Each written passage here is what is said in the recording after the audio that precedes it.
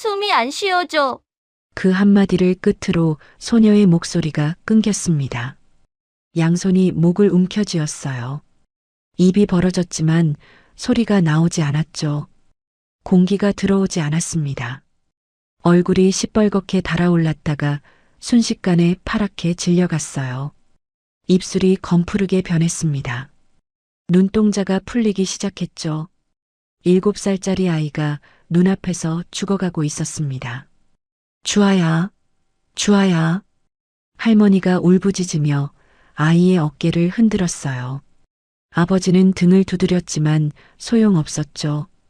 물을 먹이려 해도 삼킬 수가 없었습니다. 왕만두 덩어리가 목을 완전히 틀어막아 버린 거였어요. 누구도 이 아이를 살릴 방법을 몰랐어요. 시간이 없었죠. 숨이 멎어가고 있었습니다. 바로 그 순간 누군가 만두집 안으로 뛰어들었어요. 낡은 누빔 점퍼에 구부정한 등, 시장에서 폐지 주우며 국밥 파는 그 노인이었습니다. 대체 이 할머니는 누구길래 아이가 죽어가는 긴박한 상황 속에서 이리도 침착할 수 있는 걸까요? 그리고 저 손등에 깊게 새겨진 흉터는 대체 어디서 생긴 걸까요?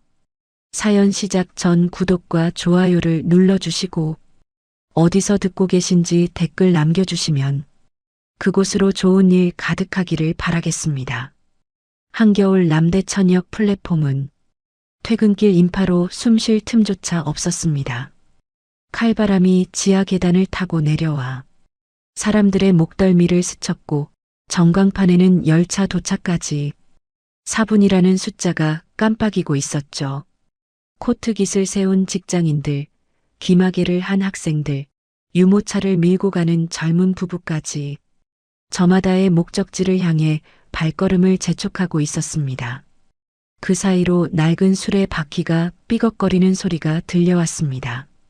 오말순 76살의 노인이었습니다. 남대천 시장 입구에서 국밥 포장마차를 운영하는 그녀는 생활비를 조금이라도 보태려고 출퇴근 시간에 맞춰 폐지를 주워 다녔죠. 수레에는 오늘 하루 동안 모은 박스들이 아슬아슬하게 쌓여 있었습니다. 누빔 점퍼에는 수선한 자국이 얼룩처럼 남아 있었고 소매 끝은 해져서 실밥이 삐죽 튀어나와 있었습니다. 말순이 역 내부로 들어서자 사람들의 반응은 즉각적이었습니다. 마치 보이지 않는 경계선이라도 그어진 듯 주변 승객들이 슬금슬금 거리를 벌렸죠. 누군가는 노골적으로 코를 막았고 누군가는 고개를 돌려 못 본 척했습니다. 젊은 커플이 말순 옆을 지나가다 멈춰 섰습니다. 여자가 먼저 코를 막으며 인상을 찌푸렸죠. 야, 냄새 나지 않아? 남자가 피식 웃으며 대꾸했습니다. 진짜네. 저 수레 좀 봐. 완전 노숙자 아냐?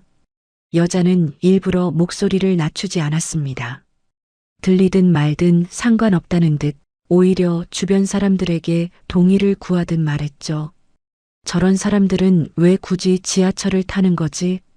진짜 불편해. 남자는 장난기 어린 표정으로 말순 쪽으로 한 걸음 다가갔습니다. 코를 킁킁거리며 냄새를 맡는 신용을 하더니 과장된 표정으로 고개를 절레절레 흔들었죠. 와, 상태 심각하다. 이 정도면 대중교통 타면 안 되는 거 아니야? 주변에서 피식피식 웃음소리가 새어나왔습니다. 몇몇은 대놓고 수군거렸고 몇몇은 휴대폰만 들여다보며 못 들은 척했죠. 하지만 누구 하나 그 말에 반박하거나 말순을 두둔하는 사람은 없었습니다. 말순은 조용히 수레를 플랫폼 구석으로 밀어세웠습니다. 고개를 숙인 채 입술을 꾹 다물고 있었죠.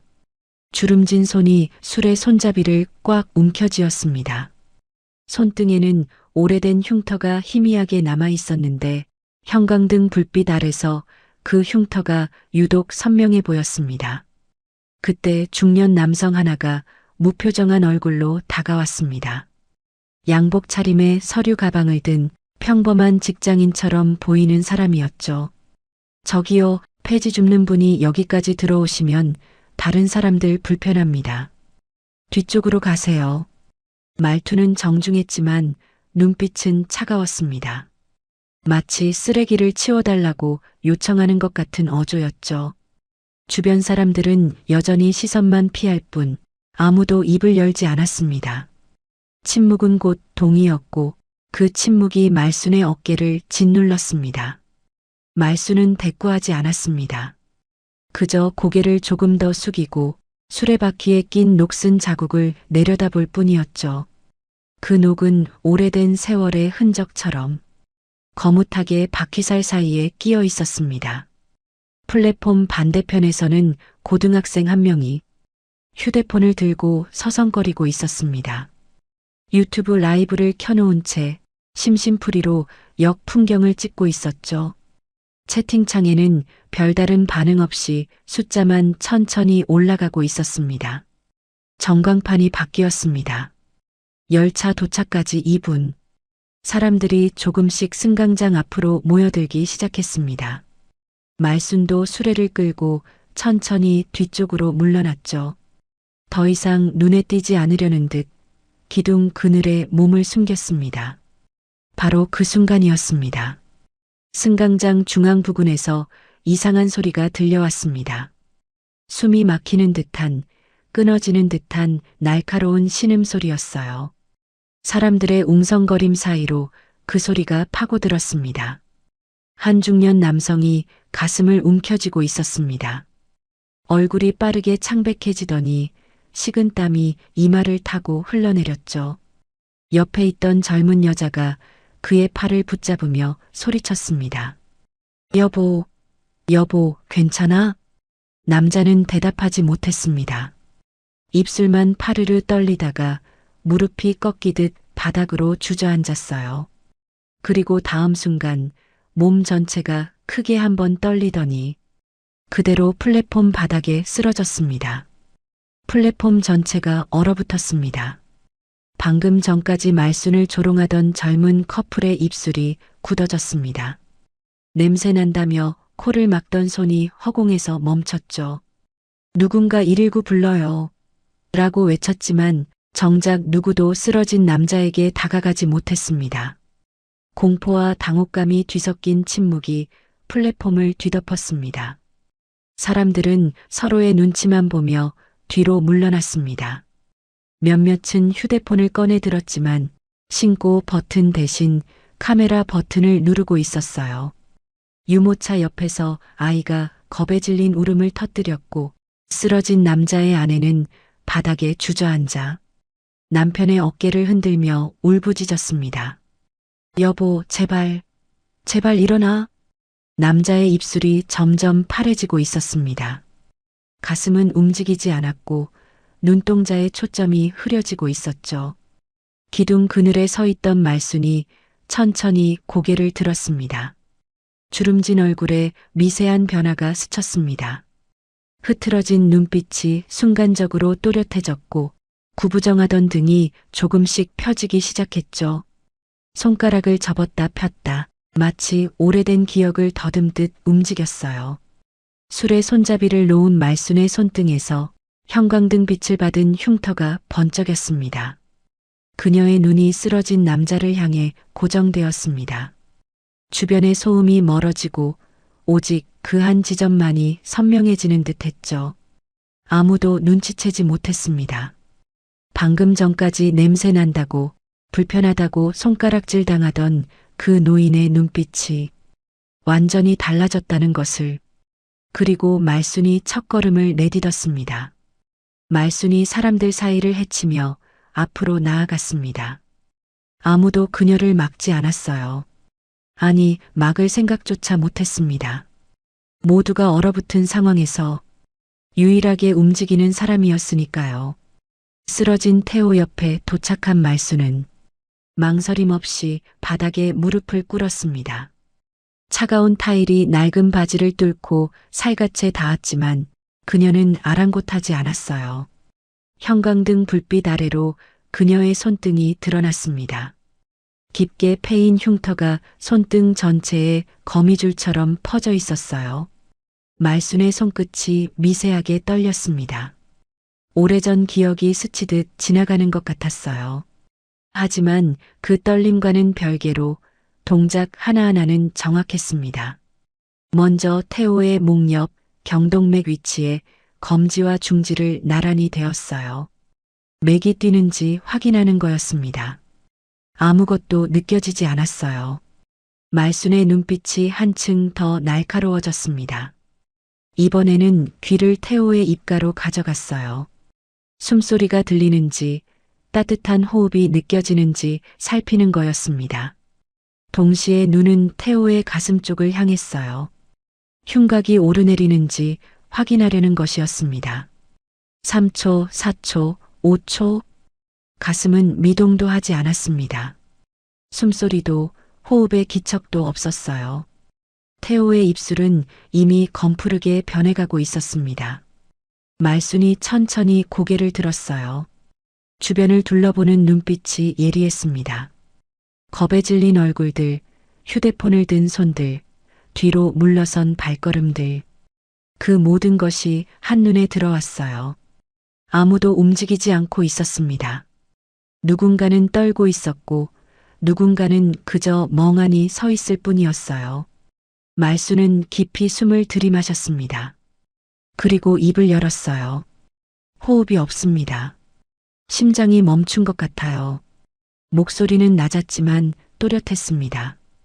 플랫폼의 소음을 뚫고 주변 사람들의 귀에 정확히 꽂혔어요. 그 목소리에 몇몇이 움찔했습니다. 말순이 다시 말했어요. 지금 바로 119에 신고해 주세요. 그리고 모두 뒤로 물러나세요. 그건 부탁이 아니었습니다. 명령이었어요. 아까까지 냄새 난다고 코를 막던 사람들이, 노숙자 취급하며 비웃던 사람들이 저도 모르게 한 발씩 뒤로 물러났습니다. 그녀의 목소리에는 거부할 수 없는 무게가 실려 있었어요. 젊은 커플 중 남자가 허둥지둥 휴대폰을 꺼냈습니다. 손이 떨려서 화면을 제대로 누르지도 못하면서 그제야 119를 눌렀어요. 여자는 입을 손으로 막은 채 눈물을 글썽이고 있었습니다. 방금 전까지 말순을 향해 던졌던 조롱은 온데간데 없이 사라져 있었어요. 유모차 옆에 주저앉아 있던 서연이 고개를 들었습니다. 눈물 범벅이 된 얼굴로 말순을 올려다보았어요. 두려움과 희망이 뒤섞인 눈빛이었습니다. 입술이 파르르 떨렸어요. 살릴 수 있는 거예요? 우리 남편 살릴 수 있는 거예요? 목소리가 갈라졌습니다. 애원하듯 매달리듯 묻는 말이었어요. 말순은 그 눈을 똑바로 바라보았습니다. 잠깐의 침묵이 흘렀어요. 그리고 말순이 입을 열었습니다. 아이 데리고 조금만 비켜주세요. 자리가 필요해요. 대답은 하지 않았습니다. 할 수 없었어요. 장담할 수 있는 상황이 아니었으니까요. 하지만 목소리는 흔들리지 않았습니다. 그 단단함이 서연에게 작은 희망처럼 전해졌어요. 서연은 비틀거리며 일어났습니다. 유모차를 끌고 뒤로 물러나면서도 눈을 떼지 못했어요. 남편의 창백한 얼굴에서 그 옆에 무릎 꿇은 노인에게로 시선이 오갔습니다. 말순은 재빨리 태호의 상체를 확인했어요. 넥타이가 목을 조이고 있었습니다. 손가락으로 매듭을 풀어 느슨하게 만들었어요. 그 다음 양복 재킷 단추를 풀고 셔츠 앞쪽 쪽을 젖혔습니다. 가슴이 드러나자 말순의 눈이 흉골 중앙을 정확히 찾아냈어요. 여기. 말순은 두 손을 깍지 꼈습니다. 손바닥 아래쪽, 손목에 가까운 부분을 태호의 흉골 위에 올려놓았어요. 팔꿈치를 곧게 펴고 어깨가 손목 바로 위에 오도록 자세를 잡았습니다. 교과서에 나오는 것처럼 정확한 자세였어요. 하지만 손끝은 여전히 미세하게 떨리고 있었습니다. 오래전 기억이 물밀듯 밀려왔어요.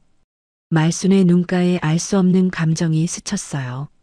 하지만 지금은 과거에 잠길 때가 아니었습니다. 눈앞에 사람이 죽어가고 있었어요. 뇌에 산소가 공급되지 않으면 돌이킬 수 없는 손상이 생겨요. 시간이 없었습니다.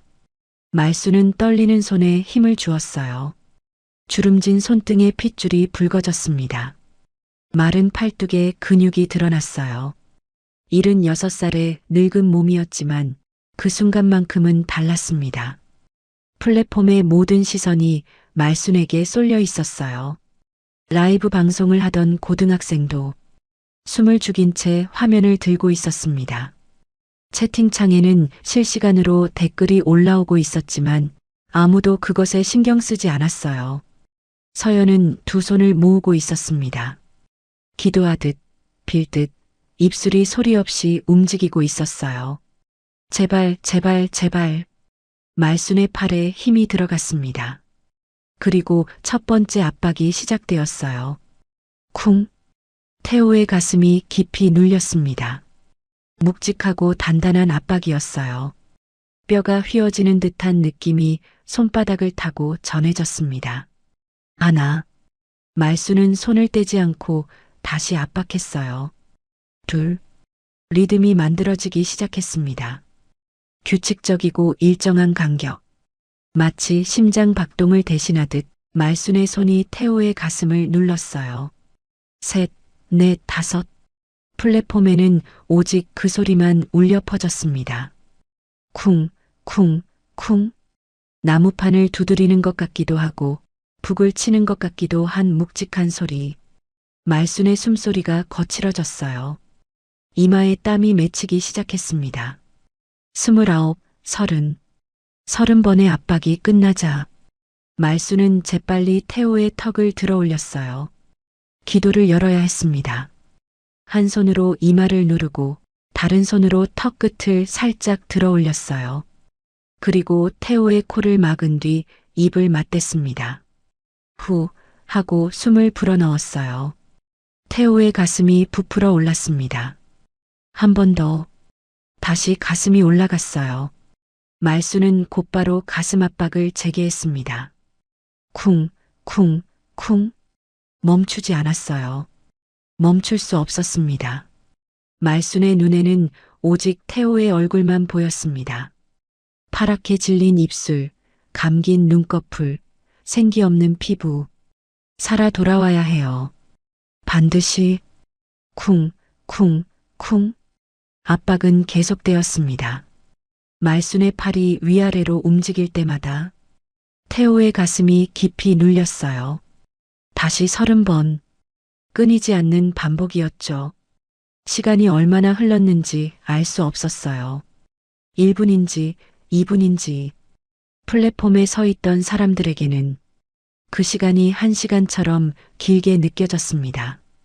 서연은 유모차 손잡이를 놓지 못한 채 두 눈을 질끈 감고 있었습니다. 입술이 소리 없이 움직였어요. 무언가를 빌고 있는 것 같았죠. 플랫폼 위의 공기가 무겁게 가라앉아 있었습니다. 아무도 말하지 않았어요. 숨소리조차 죽이고 있었죠. 오직 말순의 거친 호흡과 가슴 압박 소리만이 그 정적을 깨뜨렸습니다. 바로 그때였어요. 말순의 손바닥 아래로 미세한 움직임이 전해졌습니다. 처음에는 착각인가 싶었어요. 멈춰있던 태호의 가슴이 스스로 떨린 거였습니다. 말수는 순간 압박을 멈추고 태호의 얼굴을 살폈어요. 감겨있던 눈꺼풀이 파르르 떨렸습니다. 그리고 다음 순간 태호가 크게 숨을 들이마셨어요. 컥 하는 소리와 함께 온몸이 꿈틀거렸죠. 가슴이 스스로 오르내리기 시작했습니다. 검푸르던 입술에서 파란 기운이 조금씩 거쳐갔어요. 플랫폼에 있던 모든 사람이 같은 순간 숨을 들이마셨습니다. 정적이 깨졌어요. 누군가 입을 막으며 울음을 터뜨렸죠. 여기저기서 안도의 한숨이 새어나왔습니다. 서연이 눈을 떴어요. 남편의 가슴이 움직이는 걸 보자마자 유모차를 밀치듯 앞으로 달려왔습니다. 바닥에 무릎을 꿇으며 남편의 손을 붙잡았죠. 여보, 여보, 눈 떠봐요. 태호의 눈이 천천히 떠졌습니다. 초점 없는 눈동자가 천장을 헤매다가 서연의 얼굴에 멈췄어요. 입술이 달싹거렸지만 소리는 나오지 않았죠. 하지만 그것만으로도 충분했습니다. 살아있었으니까요. 바로 그때 계단 쪽에서 급한 발소리가 들려왔어요. 주황색 조끼를 입은 구급대원 2명이 장비를 들고 뛰어오고 있었습니다. 사람들이 양옆으로 물러났어요. 구급대원들이 태호 옆에 무릎을 꿇었습니다. 한 명이 산소 마스크를 꺼내고 다른 한 명이 제세동기를 내려놓았죠. 대원 하나가 태호의 목에 손가락을 대고 맥박을 확인했어요. 몇 초 뒤 그의 눈이 크게 떠졌습니다. 다행히 맥박, 호흡 모두 정상입니다. 그가 고개를 들어 주변을 둘러보았어요. 심폐소생술 하신 분 누구십니까? 모든 시선이 일제히 한 곳으로 향했습니다. 바닥에서 천천히 몸을 일으키고 있는 노인에게로요.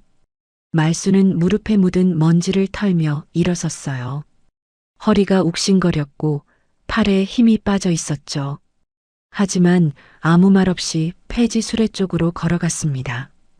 구부정한 등, 느린 걸음. 방금 전의 단호함은 온데간데 없이 사라졌어요. 구급대원이 다급하게 말순을 불렀습니다. 잠깐만요, 어르신. 조금만 늦었어도 정말 위험했습니다. 정말 감사합니다. 말순은 멈춰 섰어요. 천천히 뒤를 돌아보았습니다. 주름진 얼굴에 아무런 표정이 없었죠. 그저 고개를 조용히 숙였을 뿐이었어요. 서연이 눈물 범벅인 얼굴로 소리쳤습니다. 할머니, 정말 감사합니다. 성함이라도 알려주세요. 말수는 대답하지 않았어요. 술에 손잡이를 쥐고 다시 걸음을 옮겼습니다. 사람들 사이로 천천히 걸어나갔죠. 누군가 말을 걸려 했지만 말수는 눈도 마주치지 않았어요. 군중 사이로 사라지는 뒷모습에서 겨우 보이는 건 낡은 목도리 끝자락 뿐이었습니다. 바람에 살짝 나부끼는 그 천조각이 점점 멀어져 갔어요. 플랫폼에는 묘한 침묵이 내려앉았습니다. 구급대원들이 태호를 들것에 옮기고 서연이 유모차를 끌며 따라가는 동안에도 사람들은 멍하니 서 있었죠. 젊은 커플 중 남자가 먼저 입을 열었어요. 저 할머니 뭐야? 의사야? 간호사였나? 노숙자 아니었어? 여자가 고개를 푹 숙였습니다. 라이브 방송을 하던 고등학생의 휴대폰 채팅창에는 댓글이 폭발하고 있었어요. 저 할머니 뭐야? 폐지 줍는 분 아니었어? 군인 출신 아냐? 폐지 줍는 척하는 천사냐? 온갖 추측이 쏟아졌죠. 학생은 영상을 저장하며 중얼거렸습니다. 이거 올리면 터지겠는데. 열차가 플랫폼으로 들어오고 있었어요. 사람들이 하나둘 승강장 앞으로 모여들었습니다. 일상이 다시 흘러가기 시작했죠. 하지만 모두의 머릿속에는 질문 하나가 남아 있었어요. 대체 저 노인은 누구였을까? 아무도 답을 알지 못했습니다. 남대천역 플랫폼에는 소란이 가라앉은 뒤에도 그 질문만이 공기처럼 맴돌았어요. 그날 밤 고등학생이 올린 영상은 빠르게 퍼져나가기 시작했습니다. 학생은 라이브를 마친 뒤 핵심 장면만 잘라서 짧은 영상으로 다시 편집했어요. 제목은 남대천역 심정지 살린 정체불명 할머니였죠. 영상 길이는 3분도 채 되지 않았지만 그 안에 모든 게 담겨 있었습니다. 업로드하자마자 조회수가 올라가기 시작했어요. 처음에는 수십, 그 다음에는 수백. 밤이 깊어갈수록 숫자는 빠르게 불어났죠. 댓글창이 뜨거워졌습니다. 저 할머니 폐지 줍는 분 아니었어? 노숙자라는 말도 있던데? 처음에는 비아냥거리는 말들이 있었어요. 하지만 심폐소생술 장면이 나오자 분위기가 확 바뀌었죠. 저 압박 자세 봐. 군인 출신 아냐? 현직 간호사 느낌인데? 손놀림이 장난 아님. 폐지 줍는 척하는 천사냐 진짜. 태호가 숨을 들이쉬고 살아나는 순간에는 댓글이 폭발했어요. 와 살렸다. 저 할머니 뭐야 미쳤다 진짜. 소름 돋았어. 눈물 날 뻔. 영웅이다 영웅. 시청자들 사이에서 온갖 추측이 쏟아졌습니다. 예전 응급실 수간호사라는 말도 있었고 은퇴한 군의관이라는 추측도 나왔어요. 심지어 전쟁터에 나갔다 온 사람 아니냐는 댓글도 달렸죠. 그중 하나가 눈길을 끌었습니다. 야, 방금 화면에 잠깐 잡힌 거 봤어? 수레에 국그릇 박스 실려 있던데. 국밥 장사하는 분 아님? 그 댓글 아래로 답글이 줄줄이 달렸어요. 진짜네. 일시정지 해보니까 그릇이랑 냄비 같은 거 보임. 폐지만 줍는 게 아니라 장사도 하시나 봄. 어디서 장사하시는 분이지? 아시는 분? 영상은 지역 커뮤니티로 퍼져나갔습니다. 동네 단체 채팅방에도 공유되기 시작했어요. 남대천 시장 상인들 사이에서도 영상 링크가 돌았죠. 이 할머니 우리 시장에서 국밥 파는 분 아니야? 맞는 것 같은데? 포장마차에서 장사하시는 분. 폐지도 주우시고 국밥도 파시고. 근데 저 할머니가 사람을 살렸다고? 밤새 영상은 계속 퍼져나갔습니다. 조회수는 어느새 만을 넘겼어요. 사람들 사이에서 한 문장이 함께 돌기 시작했습니다. 폐지 줍는 줄 알았던 국밥 할머니. 아무도 그녀의 이름을 몰랐어요. 어디 사는지, 왜 그런 실력을 숨기고 폐지 수레를 끌고 다니는지도 알 수 없었죠. 하지만 모두가 같은 질문을 품고 있었습니다. 저 할머니는 도대체 누구일까?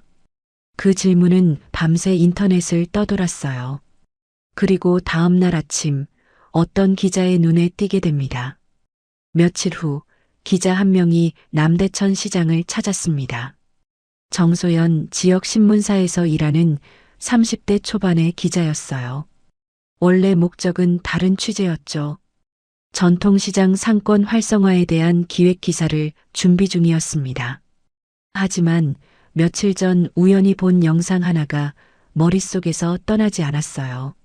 며칠 후 정소연 기자는 남대천 시장을 찾았습니다. 남대천역에서 심정지 환자를 살린 정체불명의 할머니. 그 영상은 이미 조회수 10만을 넘겼어요. 소연도 밤늦게 그 영상을 몇 번이나 돌려봤죠. 특히 할머니의 손이 클로즈업된 장면에서 멈춤 버튼을 눌렀습니다. 손등에 깊게 새겨진 흉터가 유독 선명하게 보였거든요. 시장 입구에 들어서자 겨울 공기 사이로 따뜻한 김이 피어올랐습니다. 국밥 끓는 냄새가 코끝을 감쌌어요. 어디선가 팔을 써는 소리, 그릇 부딪히는 소리가 들려왔죠. 소연은 천천히 시장 안쪽으로 걸어 들어갔습니다. 좌판마다 채소와 생선이 쌓여 있었고 상인들이 손님을 부르는 소리가 여기저기서 터져 나왔어요. 그때 시장 입구 한쪽에 자리 잡은 작은 포장마차가 눈에 들어왔습니다. 천막 아래로 김이 모락모락 올라오고 있었어요. 낡은 솥에서 국물이 보글보글 끓고 있었죠. 손님 두어 명이 플라스틱 의자에 앉아 국밥을 먹고 있었습니다. 소연의 발걸음이 멈췄어요. 포장마차 안에서 한 노인이 국밥을 퍼담고 있었습니다. 구부정한 등, 낡은 누빔 점퍼, 머리에는 허름한 수건을 두르고 있었죠. 어디서나 볼 수 있는 평범한 시장 할머니 모습이었어요. 그런데 소연의 시선이 한 곳에 고정되었습니다. 국자를 든 손이었어요. 정확히 말하면 그 손등에 새겨진 흉터였죠. 소연의 눈이 커졌습니다. 심장이 쿵 하고 뛰었어요. 며칠 전 영상에서 봤던 그 손이었습니다.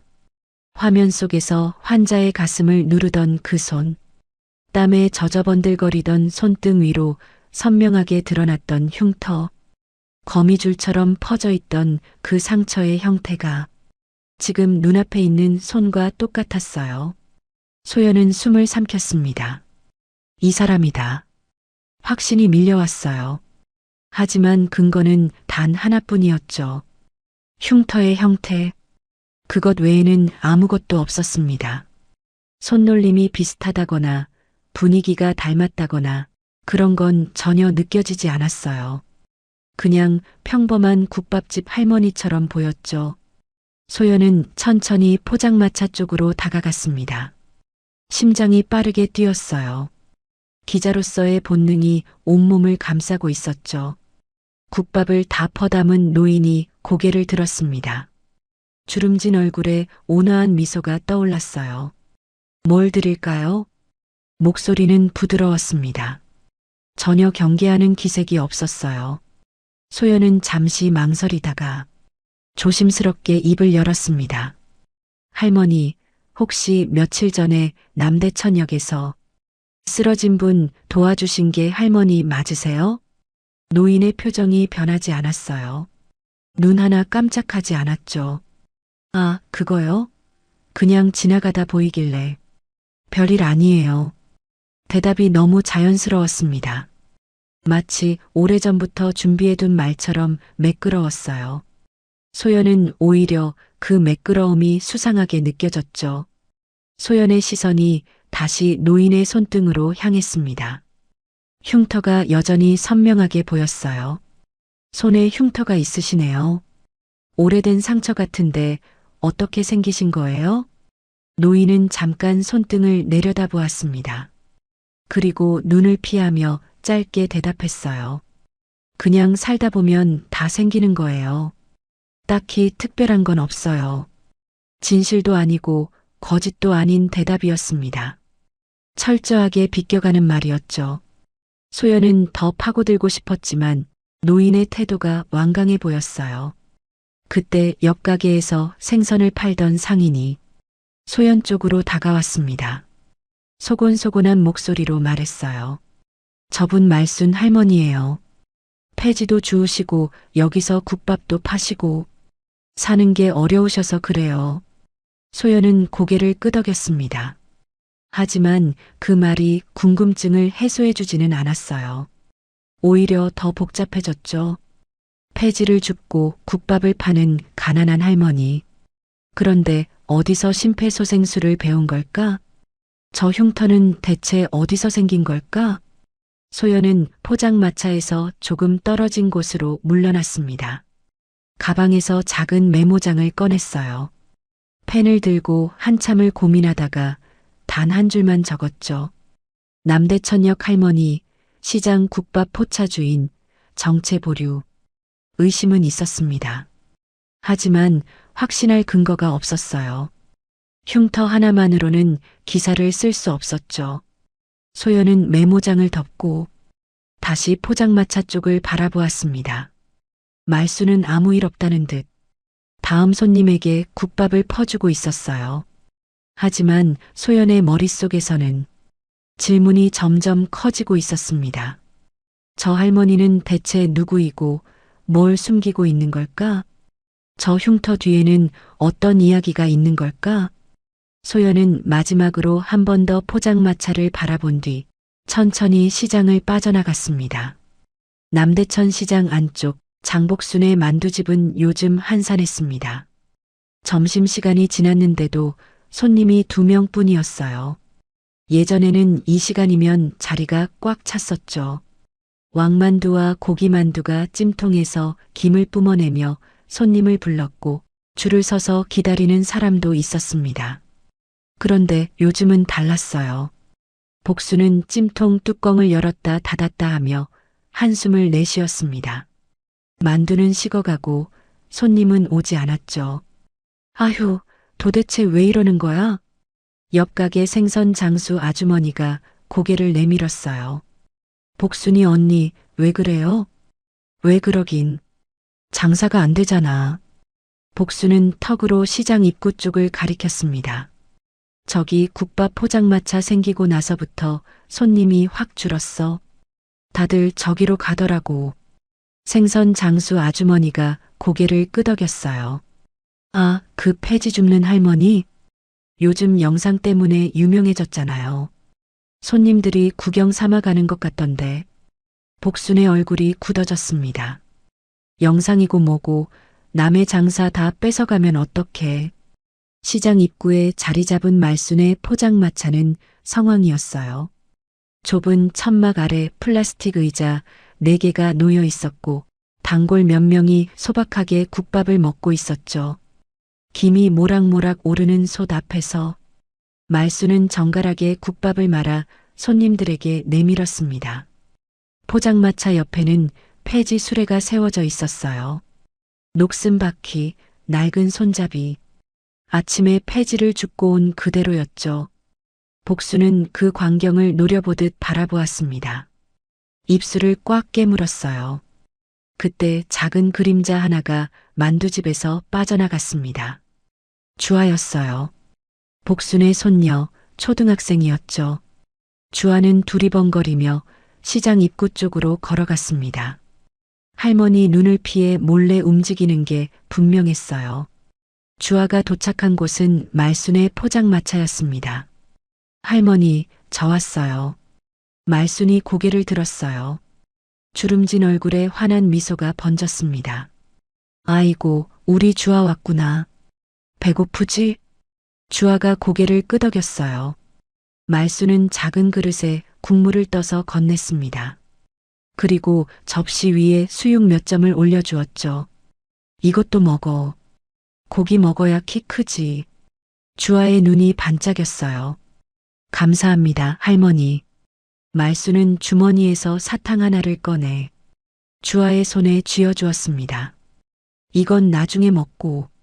주아가 사탕을 꼭 쥐며 웃었어요. 포장마차 안에는 따뜻한 공기가 흘렀습니다. 할머니와 손녀처럼 보이는 두 사람 사이로 정이 오가고 있었죠. 하지만 그 장면을 지켜보는 눈이 있었습니다. 복순이었어요. 만두집 앞에 서서 그 광경을 똑똑히 보고 있었죠. 얼굴이 시뻘겋게 달아올랐습니다. 손에 들고 있던 행주를 내던지듯 놓았어요. 복순은 앞치마를 벗어 의자에 걸치고 성큼성큼 포장마차 쪽으로 걸어갔습니다. 발소리가 거칠었어요. 주변 상인들이 고개를 돌렸습니다. 뭔가 일이 터질 것 같은 분위기였죠. 주아야. 복순의 목소리가 시장 전체에 울려 퍼졌어요. 주아가 움찔하며 고개를 돌렸습니다. 할머니, 당장 이리 와. 여기서 뭐 하는 거야? 주아가 수저를 내려놓고 자리에서 일어났어요. 고개를 푹 숙인 채 복순 쪽으로 걸어갔습니다. 복순은 손녀를 뒤로 밀어놓고 말순을 똑바로 바라보았어요. 눈빛이 날카로웠습니다. 당신 남의 집 손녀한테 뭘 자꾸 먹이는 거야? 말순이 천천히 일어섰습니다. 자세를 낮추며 조용히 대답했어요. 아이가 배고파 보여서 그냥 조금. 이게 한두 번이야? 복순의 목소리가 더 커졌습니다. 주변 상인들이 하나둘 모여들기 시작했어요. 그리고 당신 여기서 장사해도 되는 거야? 허가는 받은 거야? 말순은 대답하지 못했어요. 고개만 숙이고 있었죠. 복순은 주변을 둘러보며 말했습니다. 여러분도 보세요. 저 포장마차 생기고 나서 우리 장사 다 죽었잖아요. 상인회에 민원 넣어야 되는 거 아니에요? 몇몇 상인이 고개를 끄덕였어요. 동조하는 분위기가 형성되었죠. 맞아. 요즘 손님이 다 저기로 가. 허가도 없이 장사하면 안 되지. 비난이 확대되었습니다. 말순은 더 깊이 고개를 숙였어요. 죄송합니다. 장사 시간 조정할게요. 피해드리지 않게 하겠습니다. 하지만 복수는 멈추지 않았어요. 조정은 무슨, 아예 접어야지. 폐지나 주우러 다니면 됐지. 왜 여기서 장사를 해? 말순의 어깨가 움츠러들었습니다. 아무 말도 하지 못했어요. 주아는 복순 뒤에서 눈물이 그렁그렁한 채 서 있었습니다. 뭔가 말하고 싶어 보였지만 입을 열지 못했죠. 시장 분위기는 완전히 복순 쪽으로 기울어 있었어요. 그 광경을 멀리서 지켜보는 사람이 있었습니다. 정소연이었어요. 소연은 시장 골목 한쪽에 서서 그 장면을 조용히 관찰하고 있었죠. 며칠 전 손등의 흉터를 보고 의심을 품었던 그 기자였습니다. 소연의 머릿속에서 두 장면이 겹쳐졌어요. 남대천역에서 사람을 살리던 당당한 모습, 그리고 지금 시장에서 고개 숙이고 모욕당하는 모습, 같은 사람이라고 믿기 어려울 만큼 달랐습니다. 소연의 가슴이 답답해졌어요. 기자로서의 호기심이 점점 확신에 가까운 집착으로 바뀌고 있었죠. 바로 그때 바람이 불었습니다. 포장마차 천막이 펄럭이며 흔들렸어요. 안쪽에 붙어있던 무언가가 살짝 보였습니다. 오래된 사진 한 장이었어요. 소연의 눈이 그쪽으로 향했지만 바람이 멈추며 천막이 다시 제자리로 돌아갔습니다. 사진의 정체는 확인하지 못했어요. 소연은 메모장을 꺼내 뭔가를 적었습니다. 손이 빠르게 움직였죠. 시장에는 다시 일상의 소음이 흘렀어요. 복수는 주아의 손을 잡고 만두집으로 돌아갔고 구경하던 상인들도 하나둘 흩어졌습니다. 말순만 홀로 포장마차 앞에 서 있었어요. 구부정한 등, 숙인 고개. 아무 말 없이 솥 앞으로 돌아가 국자를 들었습니다. 소연은 그 뒷모습을 한참 동안 바라보았어요. 저 사람은 대체 누구일까? 궁금증은 점점 커지고 있었습니다. 눈발이 굵게 내려오는 오후였습니다. 남대천 시장은 평소보다 한산했어요. 겨울 추위 탓에 손님 발걸음이 뜸했죠. 좌판위 채소들은 하얀 눈을 막고 있었고 상인들은 손을 호호 불며 난로 곁에 모여 있었습니다. 시장 전체가 느리게 움직이는 것 같은 오후였어요. 장복순의 만두집도 마찬가지였습니다. 점심시간이 한참 지났는데도 손님이 없었어요. 찜통에서는 왕만두가 김을 뿜어내고 있었지만 그 김을 받아줄 사람이 없었죠. 복수는 가게 안쪽 테이블에 앉아 있었습니다. 맞은편에는 손녀 주아가 앉아 있었어요. 학교를 마치고 온 주아는 배가 고팠죠. 할머니, 만두 먹어도 돼요? 복순이 고개를 끄덕였어요. 그래, 먹어. 할머니가 방금 쪄낸 거야. 복수는 찜통에서 왕만두를 꺼내 접시에 담았습니다. 김이 모락모락 올라왔어요. 먹음직스러운 만두가 식탁 위에 놓였죠. 주아의 눈이 반짝였습니다. 배고픔에 젓가락질이 빨라졌어요. 만두 하나를 집어 입으로 가져갔죠. 한 입 가득 베어 물었습니다. 만두가 너무 컸어요. 게다가 급하게 먹느라 제대로 씹지도 않았죠. 만두 속 육즙과 찹쌀 반죽이 뭉친 채 덩어리로 모강 깊숙이 넘어갔습니다. 그 순간이었어요. 주아의 씹는 동작이 멈췄습니다. 눈동자가 크게 흔들렸어요. 뭔가 잘못됐다는 걸 본능적으로 느낀 거였죠. 양손이 목을 붙잡았습니다. 이상한 소리가 새어나왔어요. 숨을 들이쉬려 했지만 공기가 들어오지 않았습니다. 만두 조각이 목을 완전히 막아버린 거였죠. 들숨 소리가 끊겼어요. 가슴이 가볍게 떨렸습니다. 복순이 젓가락을 내려놓으며 물었어요. 주아야, 왜 그래? 주아는 대답하지 못했습니다. 목을 움켜쥔 채 입만 벌렸다 닫았다 했어요. 얼굴이 빠르게 변하기 시작했습니다. 연한 파란빛으로요. 복순의 얼굴이 굳어졌어요. 주아야? 주아야? 주아의 입술이 검푸르게 어두워지고 있었습니다. 숨을 쉬지 못하는 거였어요. 산소가 들어오지 않으니 얼굴색이 변하는 거였죠. 주아는 몸을 뒤틀며 의자에서 반쯤 일어났습니다. 하지만 힘이 빠지듯 다시 푹 주저앉았어요. 양손은 여전히 목을 붙잡고 있었지만 점점 힘이 빠져가고 있었죠. 복순이 패닉 상태에 빠졌습니다. 주아야, 주아야, 어떻게. 주아의 어깨를 흔들었어요. 하지만 그건 아무 소용이 없었죠. 목에 걸린 만두는 빠지지 않았습니다. 가게 안쪽에서 주아의 아버지 민호가 뛰어나왔어요. 뭐야, 무슨 일이야? 주아를 보자마자 얼굴이 하얗게 질렸습니다. 허둥지둥 물컵을 찾아들었어요. 물 마셔. 물. 주아의 입에 물을 갖다 댔지만 삼킬 수 없었어요. 물이 턱을 타고 흘러내렸죠. 민호는 다급하게 주아의 등을 두드렸습니다. 탁, 탁, 탁. 하지만 목구멍에 깊숙이 박힌 만두 덩어리는 꿈쩍도 하지 않았어요. 주아의 숨소리가 거의 들리지 않았어요. 가슴은 움직이지 않았습니다. 눈동자가 초점을 잃고 흔들리기 시작했죠. 살려줘요. 누가 좀 도와줘요. 복순의 비명이 가게 밖으로 터져나갔습니다. 시장에 있던 사람들이 고개를 돌렸어요. 무슨 일인가 싶어 만두집 쪽으로 모여들었죠. 생선 장수 아주머니가 먼저 들어왔습니다. 주아를 보자마자 손으로 입을 막았어요. 세상에, 애가 왜 저래? 떡집 아저씨가 뒤따라 들어왔어요. 뭐야, 뭐가 목에 걸린 거야? 사람들이 하나둘 모여들었습니다. 하지만 누구도 어떻게 해야 하는지 몰랐어요. 발만 동동 구르며 주변을 맴돌았죠. 누군가는 휴대폰을 꺼내 들었어요.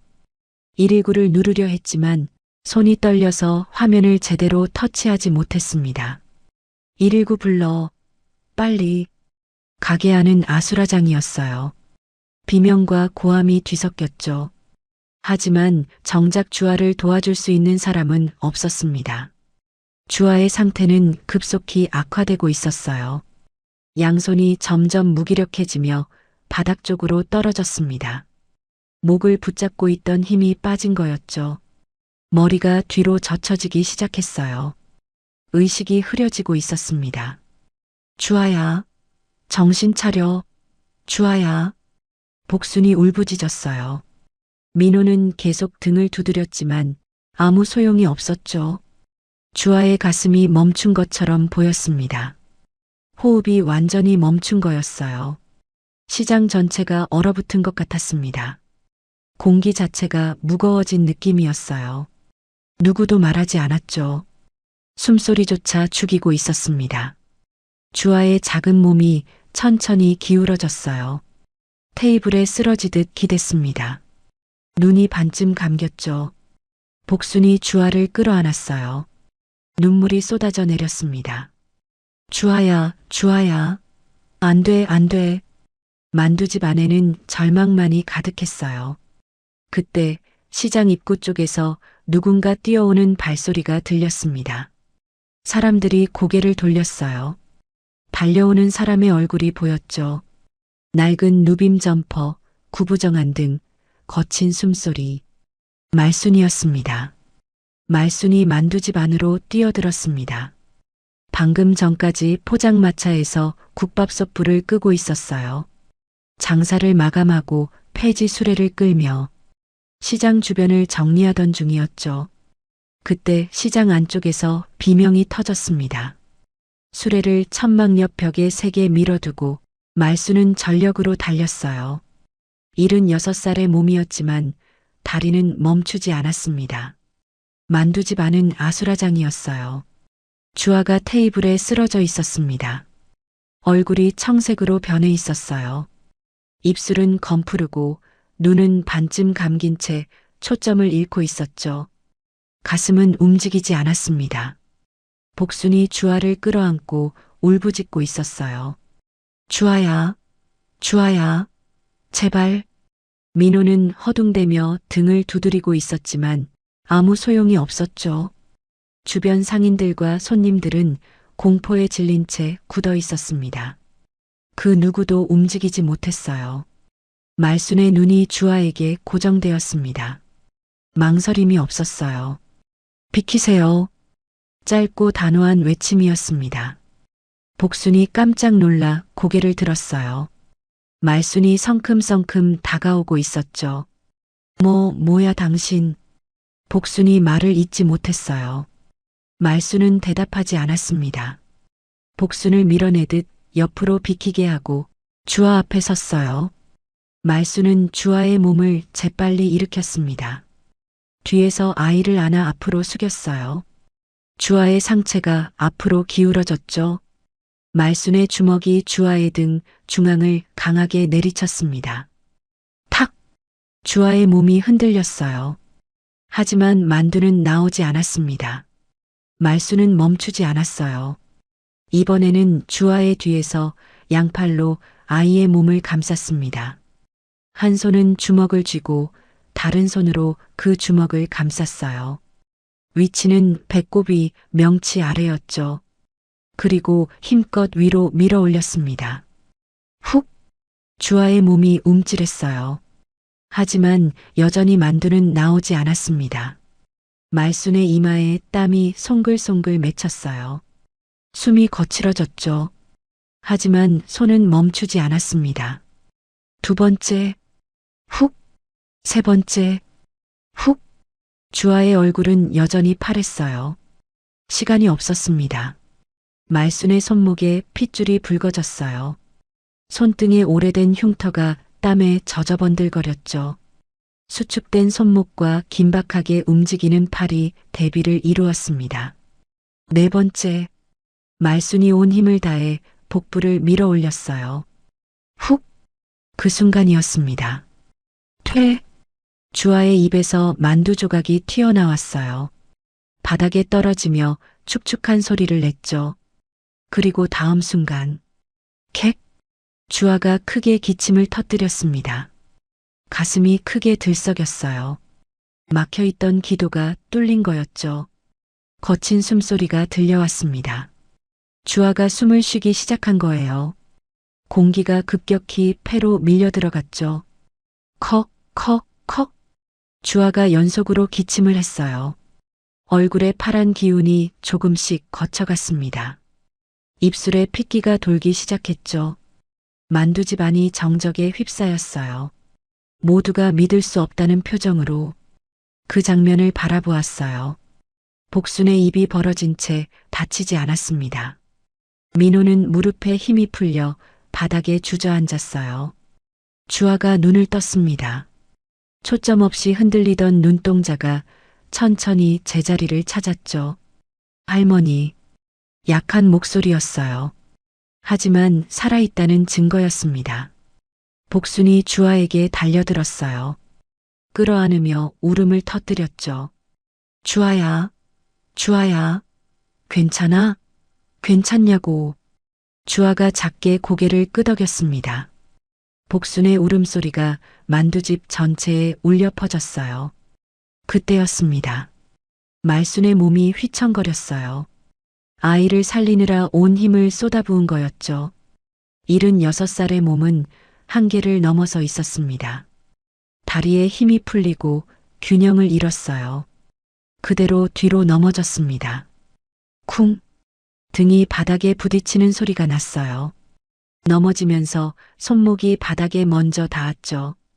꺾이는 듯한 통증이 손목을 타고 올라왔습니다. 말순의 입에서 신음이 새어나왔어요. 손목을 붙잡고 얼굴을 찡그렸죠. 사람들의 시선이 일제히 말순에게로 향했습니다. 방금 전까지 아이에게 쏠렸던 모든 관심이 이제는 바닥에 쓰러진 노인에게로 옮겨갔어요. 할머니, 괜찮으세요? 누군가 다가왔어요. 말순을 부축하려 했죠. 하지만 말순은 손을 저었습니다. 괜찮아요. 괜찮아. 목소리가 떨렸어요. 괜찮지 않은 게 분명했죠.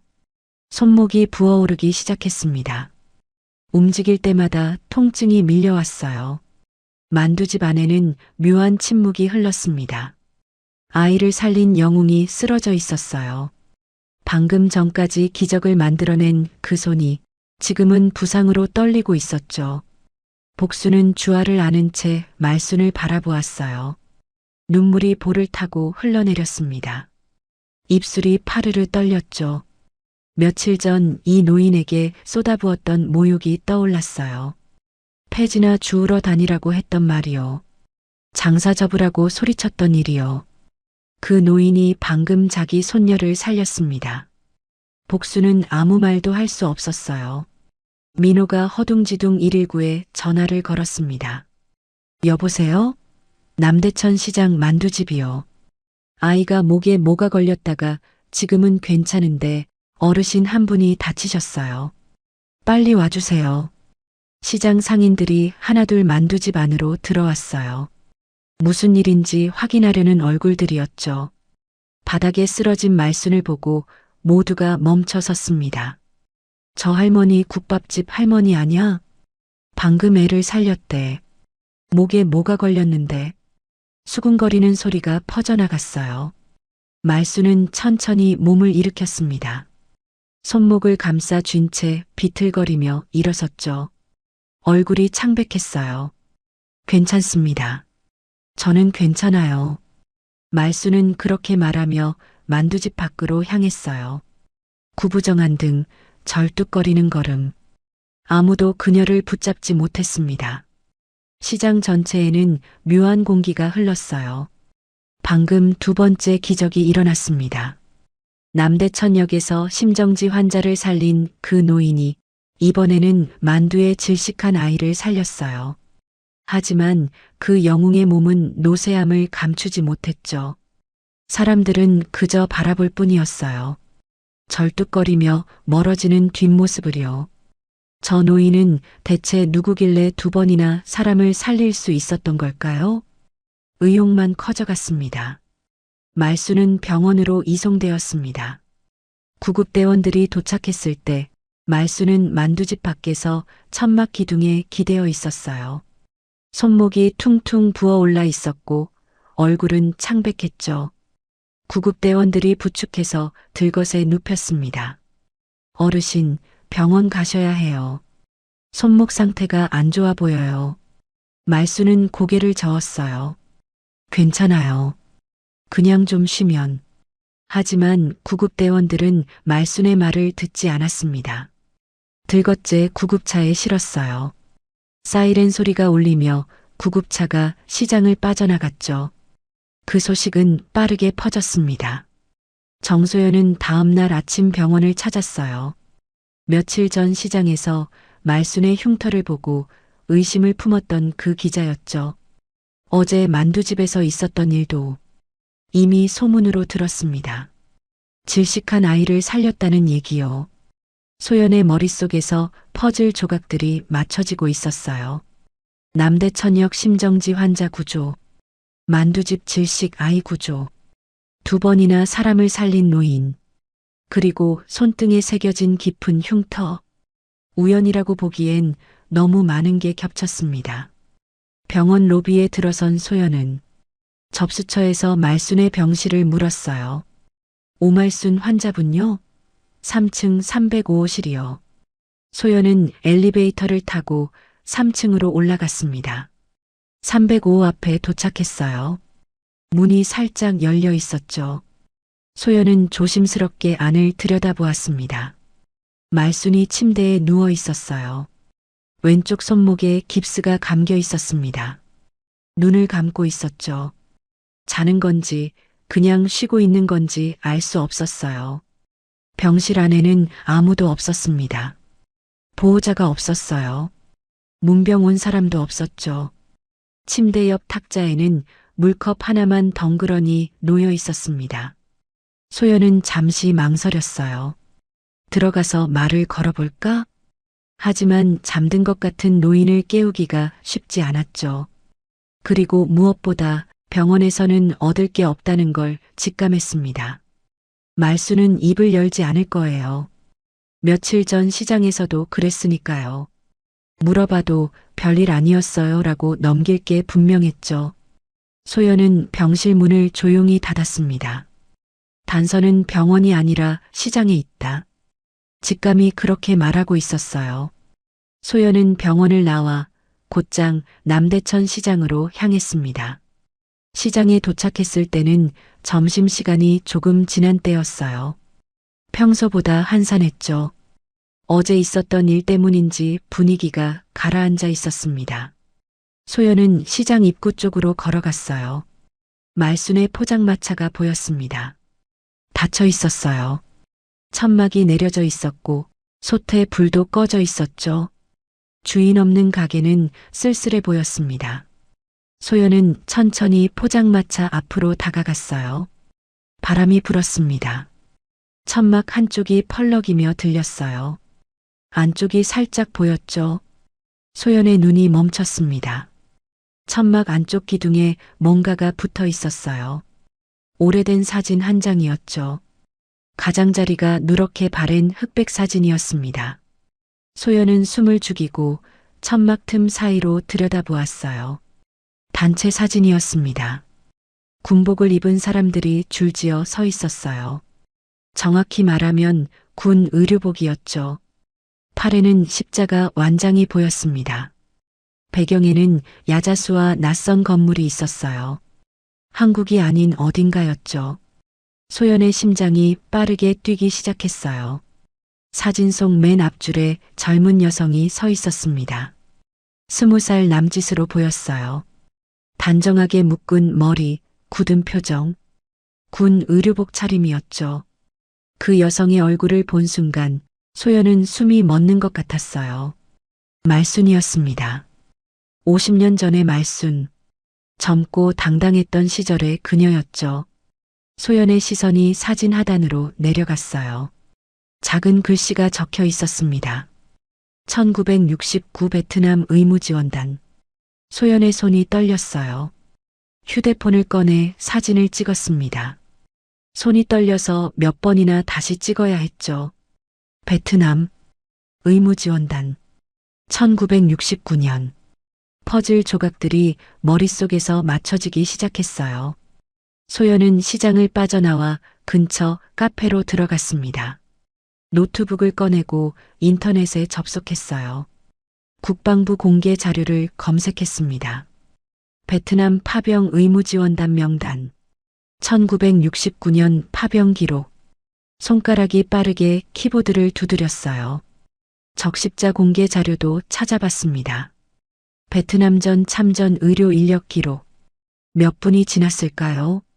소연의 눈이 화면에 고정되었습니다. 찾았어요. 오말순. 1950년생.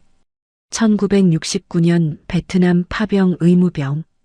야전병원 근무. 1971년 귀국. 공식 기록이었습니다. 소연은 의자 등받이에 몸을 기댔어요. 숨을 크게 내쉬었죠. 모든 게 연결되었습니다. 남대천역에서 보여준 정확한 심폐소생술, 만두집에서 거침없이 시행한 하임리히법, 손등에 깊게 새겨진 흉터, 위급한 상황에서도 흔들리지 않던 침착함. 그건 하루아침에 배울 수 있는 게 아니었어요. 전쟁터에서 수많은 생명을 살리며 익힌 기술이었죠. 총탄이 날아다니는 야전병원에서 피투성이 병사들을 치료하며 몸에 새긴 경험이었습니다. 소연의 눈가가 뜨거워졌어요. 76살의 노인. 폐지를 줍고 국밥을 팔며 하루하루를 살아가는 할머니. 시장에서 무시당하고 냄새 난다고 손가락질 당하던 그 사람. 그녀는 전쟁터에서 생명을 살리던 의무병이었습니다. 50년이 넘는 세월 동안 아무에게도 말하지 않았어요. 훈장도 명예도 보상도 없이 살아왔죠. 그냥 조용히 묵묵히 자신의 삶을 이어왔습니다. 그런데 그 손은 여전히 사람을 살리고 있었어요. 소연은 노트북 화면을 바라보며 한참을 앉아 있었습니다. 일장부터 쌓여온 모든 의문이 하나의 결론으로 모였어요. 정체불명의 할머니, 폐지 줍는 국밥 할머니, 남대천역의 영웅. 그녀의 이름은 오말순. 베트남 전쟁터에서 생명을 살리던 의무병이었습니다. 소연은 메모장을 꺼냈어요. 펜을 들고 한참을 고민했죠. 이 진실을 세상에 어떻게 알릴 것인가? 언제, 어떤 방식으로 드러내야 할까? 영원히 묻어야 하나? 소연의 손이 천천히 움직이기 시작했습니다. 정소연의 기사가 나간 건 사흘 뒤였습니다. 제목은 이랬어요. 폐지 줍던 국밥 할머니 알고 보니 베트남전 의무병 영웅. 기사에는 모든 게 담겨 있었습니다. 남대천역에서 심정지 환자를 살린 이야기, 만두집에서 질식한 아이를 구한 이야기, 그리고 1969년 베트남 파병 의무지원단 기록까지요.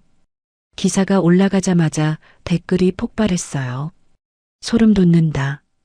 진짜 영웅이셨네. 평생 숨기고 사셨구나. 눈물 난다. 국밥 먹으러 가야겠다. 어디 시장이야? 기사는 순식간에 퍼져나갔습니다.